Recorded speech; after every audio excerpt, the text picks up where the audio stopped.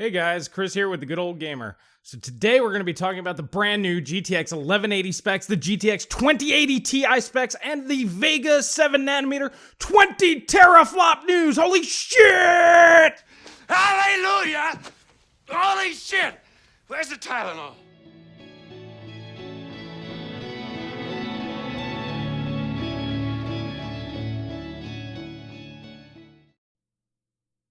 So the other day, Tech of Tomorrow actually put up this pretty good video, AMD's uphill battle, what's keeping them from dominating the market. And this really got me thinking about competition and the reason why things are the way that they are. And the reason why every day we're just getting more and more rumors and nonsense. Basically, somebody will just tweet something stupid, and then there's people out there taking it as gospel or talking about it and dissecting it.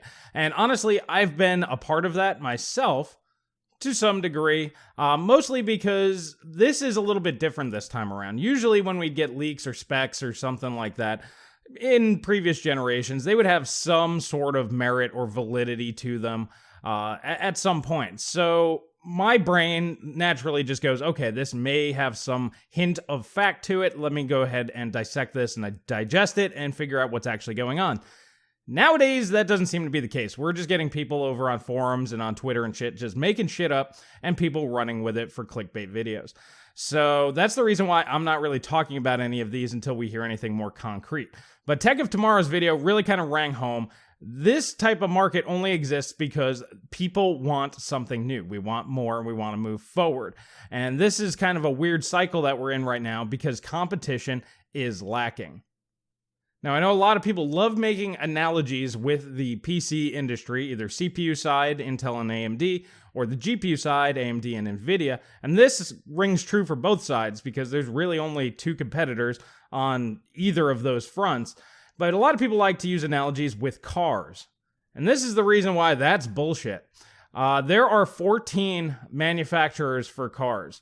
There are only 2 manufacturers for performance gaming graphics cards and performance consumer grade x86 CPUs. This is actual competition. Even though this particular article is basically talking about how there's no real competition in the car market, there's 14 of them, and we're talking about only 2 companies. So you can see how skewed things really are when they can make a solid argument that 14 companies controlling an entire industry is a bad thing. Just imagine how bad 2 are. Now, there's nothing we can do to really fix that. The market is what it is. But let's take a look at a time when there was competition compared to now. Now, first off, I use Tech Power-Up's database a lot. And the reason why I use this is because it has all the information we need in one spot. It has relative performance. These aren't 100% accurate, but it's close enough to where it's usable, and you have all your data here. So there's a lot of people out there that like to make a joke that I love Tech Power Up more than anything else. It's just because it's simple and makes this very easy to do these videos.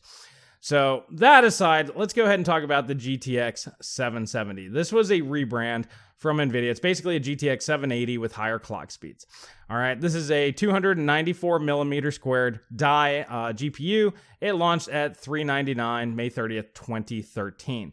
Okay, so this GPU came out and just kind of overtook the 7970 gigahertz edition. That's basically what the reason for this card to even exist was.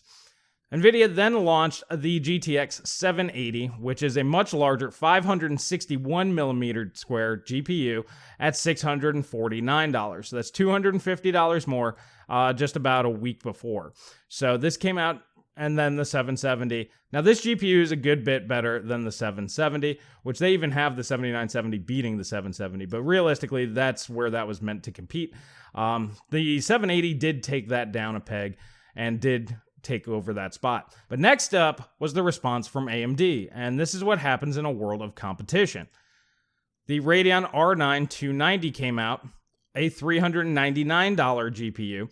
It's much larger than the GTX 770 was, at about 300 millimeters squared, but it's still smaller than the GTX 780. It's also much cheaper than the GTX 780, but performance-wise, it was actually on par or superior to the GTX 780. So what NVIDIA had to do was lower the prices across the board to be competitive. Now, this was a strong move by AMD. Realistically, this GPU should have probably been $499, but they wanted to go hyper competitive with this graphics card, and they did. And what that allowed for is the market to go ahead and get the GTX 780 R9 290 level performance at a more mainstream price point. And we'll cover what mainstream price points people really care about. There's really only two GPU price points that actually matter. $399 is one of them. About a year later, NVIDIA launches their 300mm squared GPU. So this is only a little bit smaller than the R9 290 there, at $329 though. This is significantly less money. And performance-wise, it's in the same ballpark, within a few percentage points. They have it at 8% here, but of course, through overclocking, tweaking, regardless, it's in the same ballpark. Die size is a little bit smaller, so it's a little bit cheaper to produce. They're all on 28 nanometers, so there's that. But the price to consumers is much lower. If they charged $399 for this, nobody would have cared because you already get this level of performance at $399 with the R9 290. Now, of course, everybody's going to be like, well, the R9 290, the mining market killed it and this and that. Yeah, that happened. But we're looking at everything academically from a business perspective. This is what they launched. This is the performance level. This was the price point. They can't control what people buy or overbuy. There's just no way to do that. But realistically speaking, in 2014, that mining craze was over. And $329 for that level of performance is awesome. So we're basically seeing a $399 class GPU now at $329. So that's really great. AMD responded with the R9 390. It's basically just a rebrand, but they just lowered the price. But you also doubled your memory. So you're actually getting more for less money. So whereas with the NVIDIA card, you're basically getting the same because it's a 4GB card, or in the case of the GTX 970, a 3.5GB card. AMD is providing you basically the exact same performance level as the GTX 970. A little bit larger die size, nothing super crazy. Same price, more memory. So there's just more value there. And that's great. And that's how things work in a competitive market. Now let's fast forward to the more current generation of GPUs. All right, so first we're going to take a look at the GTX 980 Ti. I think you guys can see where I'm going with this. So this GPU launched at $649. It's a 601mm squared GPU, so this is a very large GPU. 6GB of GDDR5 at 336 gigabytes per second. So this is a very powerful card. It won the generation. Nobody is going to argue with that. NVIDIA was the one to replace this card. This is what's different. AMD did not come out with something to replace the 980 Ti. NVIDIA did, and that was with the GTX 1070. Now, this GPU is only 314mm squared, so that's almost half the size. Performance is right in line with it. I know right here they're saying 88%, but realistically, they're basically identical. But you're also getting a much smaller die, but at a much lower price, $379 US. Realistically, this card sat around $450 for the majority of its lifespan. It did dip down a little bit by Christmas of 2016, but then once mining picked up, it went back up. So $400 to $450 throughout most of its life. It is currently sitting at $399, so this is a little optimistic here. But that still puts it back in line with the GTX 770. So, all right, $399, $400. Okay, not the end of the world. So not only are you getting similar performance, it is much smaller, but you're paying almost half the price for half the die, but you're also gaining 2 gigabytes of memory. Now, you are also losing out on a bunch of memory bandwidth. So there are certain trade-offs there, but at the end of the day, performance is right in line. So NVIDIA actually replaced their own card and was able to do it at $250 less. Now, AMD's response to this came out about a year later. This is a 510mm squared GPU at the $399 price point, so right in line with the GTX 1070. You get much, much greater memory bandwidth, same amount of memory, but a much more costly memory. HBM2 just costs a lot more than anybody was predicting. But still, it does deliver great results, and that was probably the reason why AMD originally wanted to go with this. Performance-wise, however, this doesn't really tell the truth so much. The Vega 56 competes more along the lines with the GTX 1070 Ti, and even sometimes with the 1080. It just depends on what games we're talking about.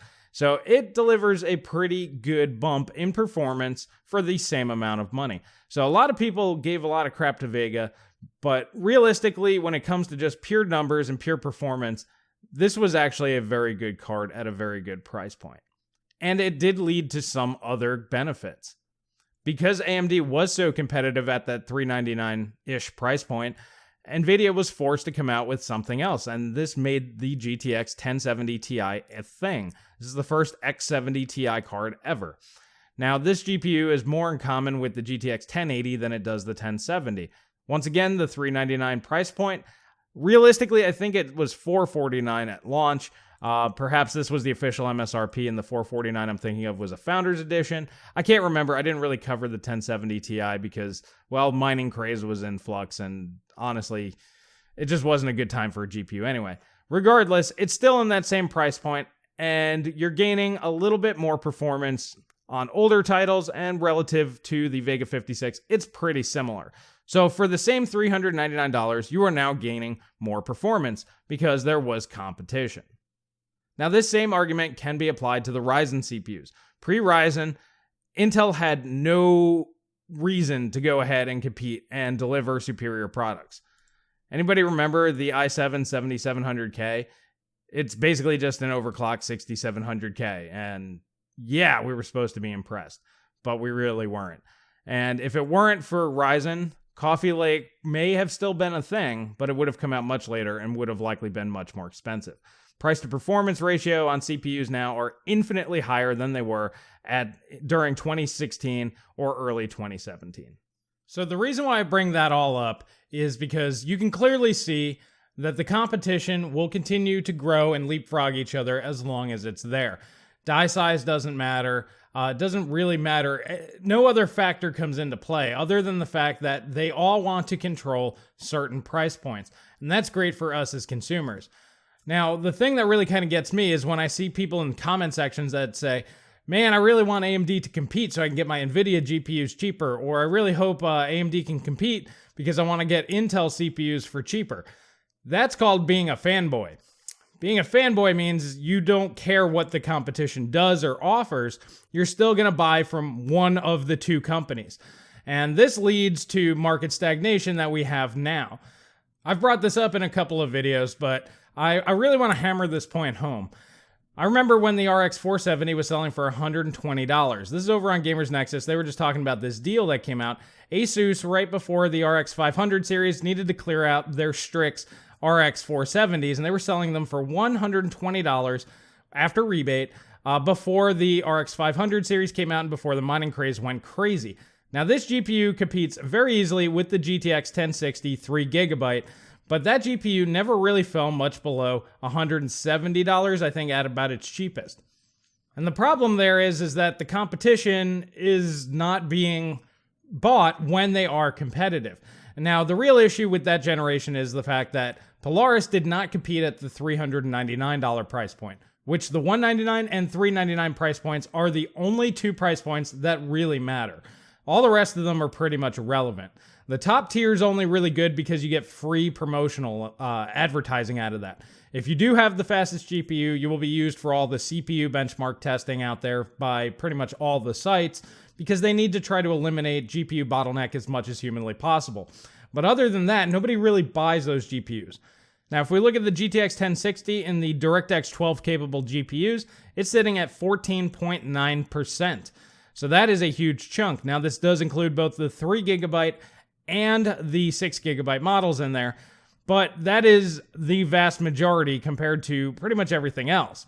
It's way ahead of even the 1050 Ti at 9.41%. Now, the GTX 1070, the $399 GPU, is in the lead for the high-end GPUs at 4.26%. Now, you also have to remember that this was basically replaced by the 1070 Ti, what was that, almost a year ago, about 9 months ago. So this definitely would have a drop-off, which you can see here, in popularity because of that, but it is still the leading higher-end GPU out there. Now, you do have the GTX 1080 Ti sitting at 1.4%, and this is growing. It was at about 0.5% for a very, very long time, but we are now at the 1.4% mark. And the reason for that is people want more performance. It's been so long that they need more GPU horsepower, and this is the only place that they can get it at this particular point. But realistically speaking, the $199 and $399 price points are really where you need to compete. And that's where AMD really faltered with the Polaris/Vega combo. Polaris had a very compelling $199 GPU in the RX 484GB. That was actually a really, really good price point, and I said so back when that was announced. And what they delivered was great, and it still is today. The problem is they didn't have a $399 card that competed with the GTX 1070. Honestly, Vega came out about a year and 2 months later than the GTX 1070. The Vega 56 does a good job competing against the GTX 1070 at least the MSRP, and while that's great, it's too late. If you look back at when I said the R9 290, for example, coming out against the GTX 770, that came out about 6 months later, and even that felt like a pretty long gap there. But AMD had the 7970 competing pretty well with that already, so it already had a competing product. And then once the R9 290 came out, that forced NVIDIA to lower the price of the GTX 780 to $499, which was still more, and the R9 290 was still better. So that's the reason why I said that they could have probably charged more for the R9 290 if they wanted to.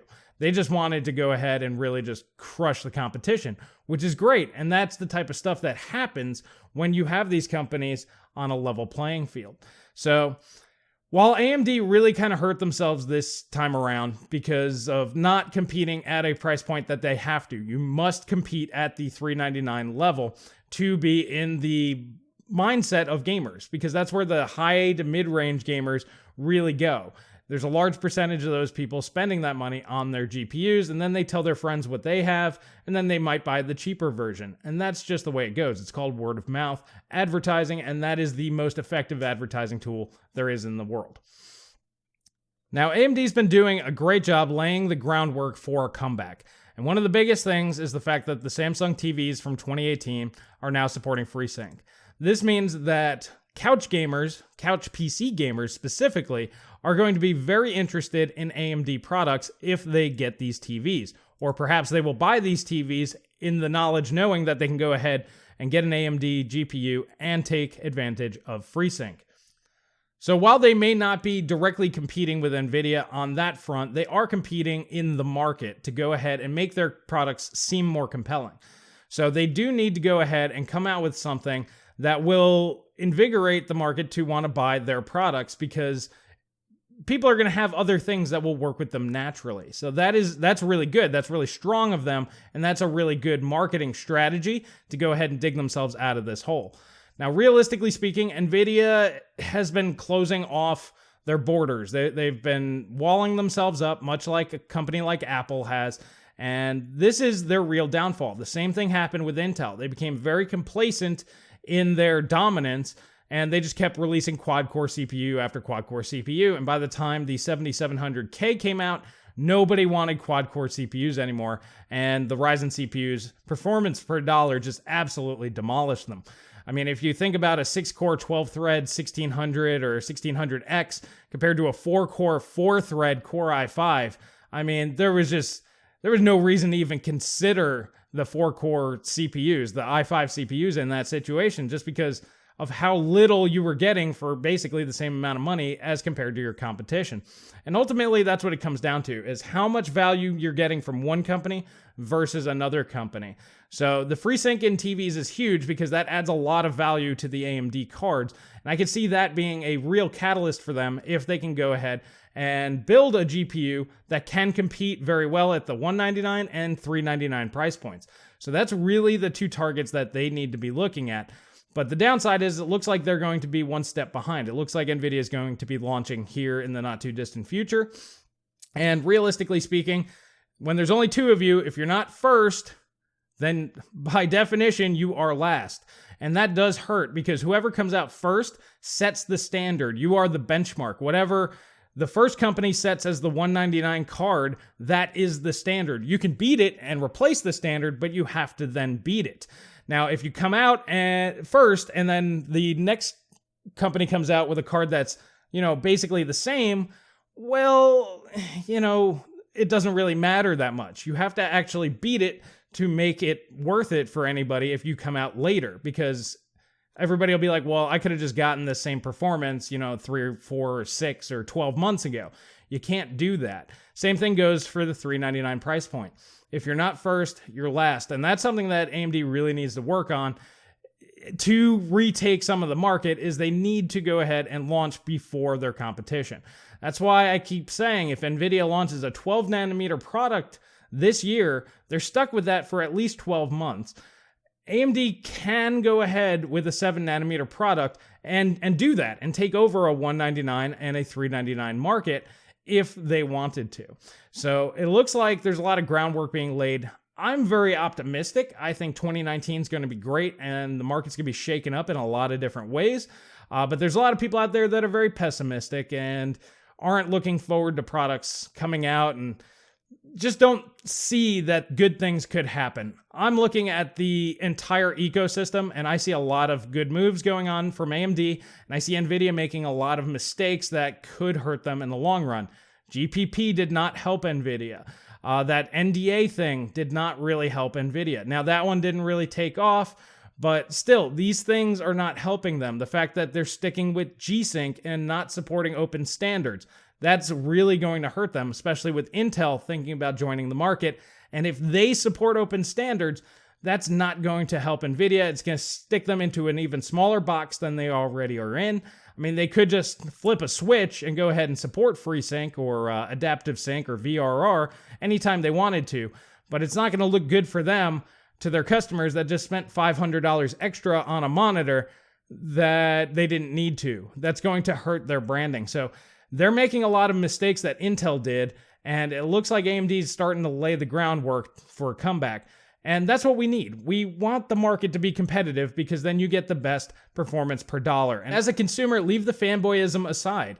I mean, I can understand not wanting to support a company because of their corporate practices, but realistically, you're doing yourself a disservice if you're not buying the absolute best performance per dollar product that you can. Now, like I said, FreeSync adds value, so you might take a lower performing product at a similar price point because of that added value. That makes sense because you don't want to spend $500 extra on a monitor. That needs to be factored into that equation. But still, you should always buy what's best for you. Companies are always going to do what's best for them. You do what's best for you. Well, alrighty, guys, I hope that really explains why we need competition. Leave the fanboyism aside. Go ahead and just buy what's best for you. Take care of yourself. And honestly, support the competition when they are offering competitive products. If you only buy from one company just because, you're not helping anybody. You're actually doing yourself a disservice because your next GPU will be longer. It'll take longer to get there. It'll cost more money. You're not helping yourself in the long run. Buy from whoever is delivering the products that you want to buy at prices that you're okay with. But let me know what you guys think in the comment section below. Do you agree with this? Do you think that we should just boycott stuff? I see that all the time. I think that's pretty stupid too. There's only 2 competitors in either CPU or GPU market. I mean, boycotting one is just not that smart. We should support competition, healthy competition, but we should also call out companies when they are not being competitive, when they're not playing fair and they are doing shady things. So there is that, of course. But let me know what you guys think in the comment section below. If you like this video, please hit that like button. Please subscribe. Please share with friends. That really helps me out. And I want to give a shout out to 2 of my patrons, Wyatt Potter and Tango Echo Alpha. Thank you so much for your support. And if you guys want to go ahead and help support me on Patreon, links will be in the description below. There might be like a card or something floating around over here too. For as little as $1 a month, it helps me get tech on hands. We can go ahead and do more cool videos, more hands-on stuff, and that's just awesome. Well, alrighty, guys, that's all I have for today, and I will catch you guys in the next video.